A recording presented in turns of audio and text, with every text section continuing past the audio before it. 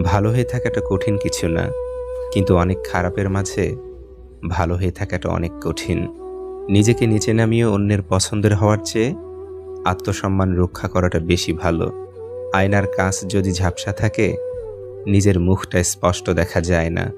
তেমনি মনটা যদি না পরিষ্কার থাকে, কাউকেই আর ভালো মনে হয় না। সত্য কথা বলতে সাহসের প্রয়োজন হয়, আর সত্য কথা সহ্য করতে মনুষ্যত্বের প্রয়োজন হয়। অনেক গল্পের একটাই সমাধান, নিজেকে সরিয়ে ফেলা।